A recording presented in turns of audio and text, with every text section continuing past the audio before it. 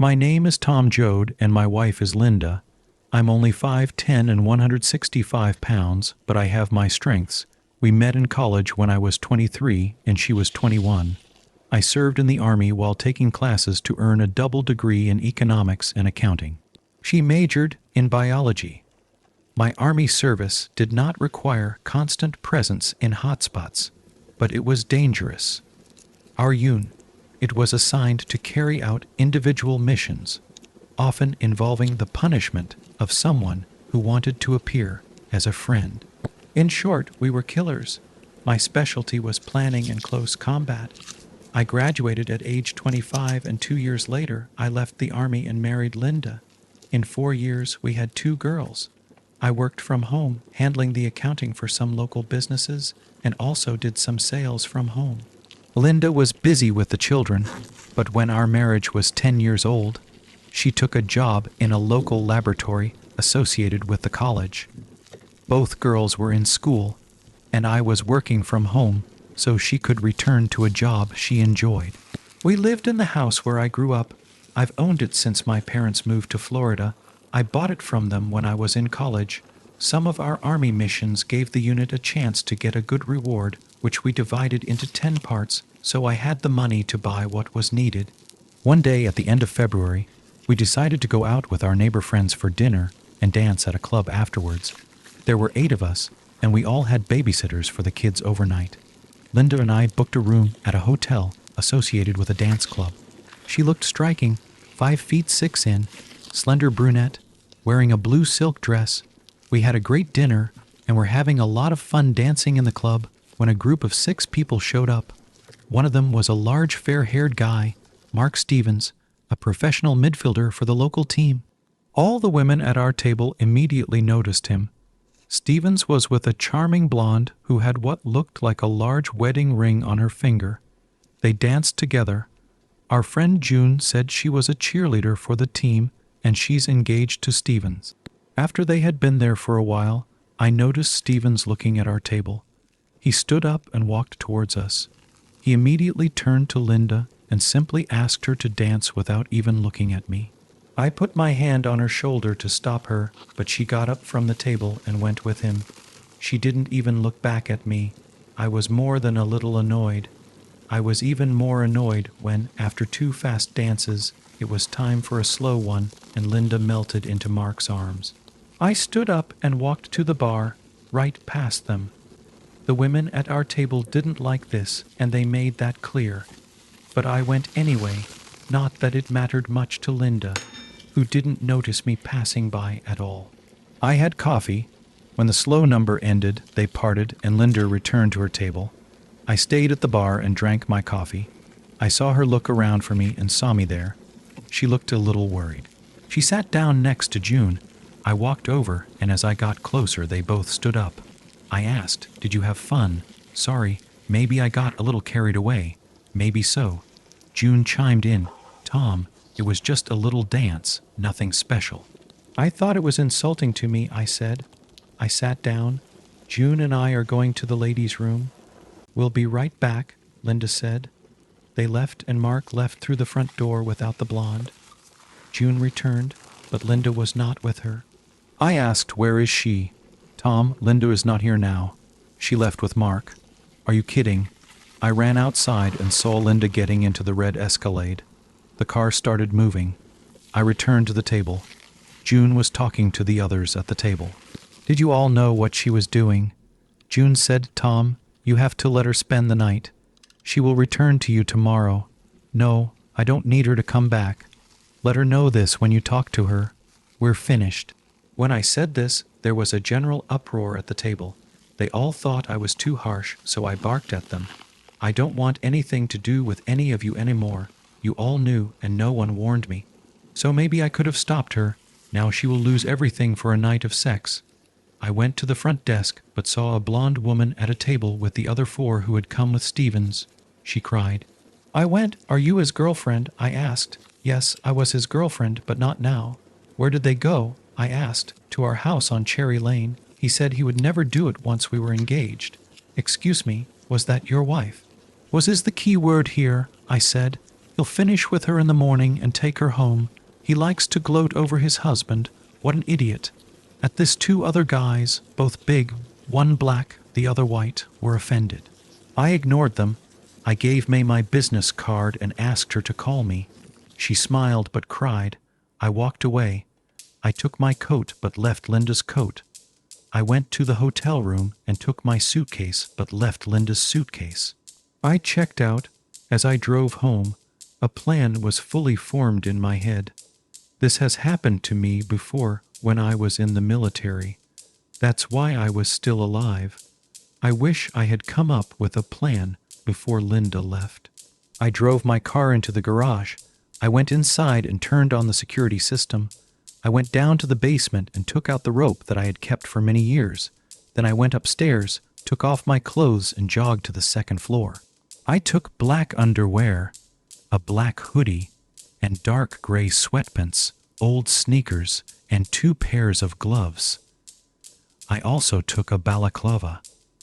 I put it all on and went up to the attic with a rope. I secured it securely to the beam just as I did as a child.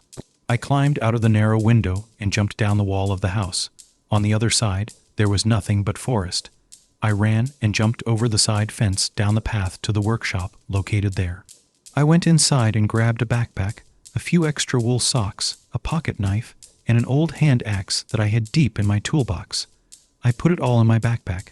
Then I took my bike and rode, pedaling towards the river through a small forest. I crossed the bridge over the river and headed towards Cherry Lane. I saw a house with a statue of a football player and a red Escalade parked in front of it. I took an axe and a knife, jumped over the fence, and ran past the SUV. I used an axe to break the passenger side window. The alarm sounded. Then I jumped out onto the porch and hid behind a column near the door. I didn't have to wait long. The light came on and the door opened. The idiot stuck his head out and used the key fob to disable the alarm. He went outside. He had a semi-automatic pistol. I hit him on the head with an axe as he passed me. He fell and crawled. I applied one powerful strike with an axe with both hands. I returned and closed the front door. I turned and ran away. I jumped over the stone wall and returned to my bike. I put on wool socks, put the axe, knife, gloves, and shoes in the backpack and zipped it up. I jumped into the saddle and flew to the river. When I arrived at the bridge, I stopped and threw the entire backpack as far as possible into the river, which was quite far away. It had rained the day before and the current was fast. I rode my bike back in the direction of the house, through the nearby forest to the workshop. I went inside. I took off my socks and put on another pair of sneakers. I sprayed the bike's handles and pedals with an ammonia solution and wiped them off. Then I ran back, jumped over the side fence, and climbed up the side of the house again. It was not as easy as I thought, but I managed and climbed through the small window. I pulled the rope and rolled it. I wiped the windowsill with a rag and ran with the rope to the basement. I took off all my clothes, including my mask and gloves, and put them in the washing machine.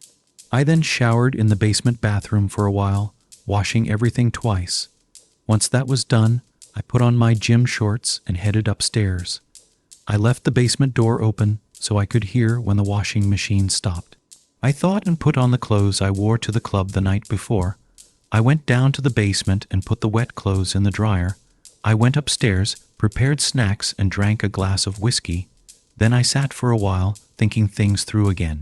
When the dryer stopped, I took the clothes upstairs and put everything back in its place. The balaclava went to the back of the closet where I always kept it. I looked at my watch. It was 2:50 a.m. All this, starting from the moment I entered the house, returning from the club, began at midnight. I went downstairs, sat on the sofa, and drank more whiskey. I fell asleep. I was woken up by the doorbell at 6:02 a.m. I looked at the door camera display and saw 2 people, an African-American woman and a white guy with short hair. Cops, the doorbell rang again, and I opened it. "Who were you? You look like a policeman," I said. "I'm Detective Asper, and this is Detective Logan," said the black woman. They flashed their badges. I made an uncertain face. Is this Linda? He didn't hurt her, did he? No, she was not physically harmed, but Mr. Stevens was attacked. Can we go inside? Certainly. Where is Linda? Did you bring her with you? White detective said, No, sir. She is in the hospital being treated for shock. I paused for a second. I just looked at them, and they just looked at me. Have a seat, I said, pointing to the sofa. But they were sitting separately on 2 chairs with straight backs, so I used the sofa. I think you should explain what happened, I said. What have you been doing since your wife left the club with Stevens? It was Logan again. Just tell me what happened, okay? Asper replied, No, you just have to answer the question. I went to our hotel room, picked up my things, checked out, and came here. I drank myself to sleep on this sofa. You woke me up. Is there anyone else here? No. The children are staying with the nanny for the night. Did you make any calls? You wrote to someone you know to prove that you were here. No, but I never left. Asper looked around. I see you have a security system. What does it include? It covers all the doors. I think I can prove to you that I was here. Let's go upstairs. They followed me into the upstairs office, and I sat down at the computer desk. I showed them the system, and they watched me upload data from 6 p.m. until they arrived. I gave them a quick look. The system was targeted to all 3 doors, the front, side, and sliding patio door leading to the pool. The side I went down had no door, looked out onto the woods, and had 2 large windows, neither of which opened, so there was no surveillance there. We'll have to take this computer, Logan said. Why? You saw how I downloaded security data, because you could have ruined it before we got here. Okay, but I can't give it away for more than 1 day. This is a work computer, and I need it. I have a replacement, but it won't last long. Look at me. I'm going to download some stuff onto this external drive, including what I just gave you. And I did it. They wanted to look around, and I let them, but insisted that they stick together and be with me. They took a few pictures and then left. It was 7:10 a.m. I called Linda's parents. Their names were John and Stephanie, and they lived next door. But at that moment, they were in their house by the lake. I told them what happened, and that the police said Linda was in shock at the hospital. John was simply stunned by what Linda did. Stephanie might not have been all that surprised. Stephanie asked, Are you going to see her? No, sorry, that's why I called you. I really don't want anything to do with her after what she did. It's bad that the guy was attacked, but it's not my fault. Apparently, he's done this kind of thing many times. When she gets out of the hospital, she needs to stay away from me in the house. We can arrange to have her things moved. John said, Why don't you move and she can't stay? The children lived there all their lives. This is my home. This is not community property acquired during marriage. John was a lawyer, and I assumed he would try to work something out. You just had to wait, he said. That's pretty cruel, Tom. Not as cruel as what she did to me. The conversation ended there. Then I called my parents in Florida. I told them as best I could what happened. They were also shocked by Linda's behavior. My dad turned on the TV and told me there was news about Stevens. They said that he was attacked and killed in his home. This is not news to me. The phone rang, a landline. It was Judy. Tom, where is Linda? We heard that Mark was killed. She's in shock in the hospital, as the police told me. You saw her, which hospital? I don't know. I don't plan to date her. Do not be like that. She needs your support. She will never get any support from me. I don't care if her big night was ruined, if it was ruined. I'm going to visit her. You're a pig. Did you kill Mark? No, but I don't know. No, but I don't regret it. Good riddance. Judy hung up. I showered again and got dressed to go pick up the kids from the babysitter. It was around 08. When I got there, I discovered that they had not heard anything about the evening's events. We went home and they wanted to know where Linda was. I said, I don't think she'll be here today. She has something she must do. We'll just spend the day without her, dress for football. I took them to the soccer complex where they had games at noon and 1:30. I was pretty relaxed watching them play. Michelle, the youngest, was quite nice. Laura, not so much, but she tried really hard and it was good exercise for them. After the games were over, we bought ice cream and went home. There were several messages on my mobile phone. I had the sound on mute while I was hanging out with the girls. One was from Linda's parents telling me that she was at St. Jude's and was unresponsive. One was from a doctor at the hospital he asked me to call. One was from Judy. She told me that Linda was at the police station and wasn't talking to anyone. She said I should probably cool off and bring the girls to her. I told the girls that their mom was in the hospital and that she was unharmed but emotionally traumatized by something that happened the night before. They wanted to know what happened. I told them, your mother went with a famous football player to his house last night to have sex. There's no other way to say it. I thought about hiding it from you, but I decided that you would find out. While she was there, someone attacked the football player, but apparently not her. But she must have found him or something because she's in the hospital in shock. They weren't sure if they wanted to go to her, but I told them to get dressed and we went. I called the doctor back, Laura Thompson.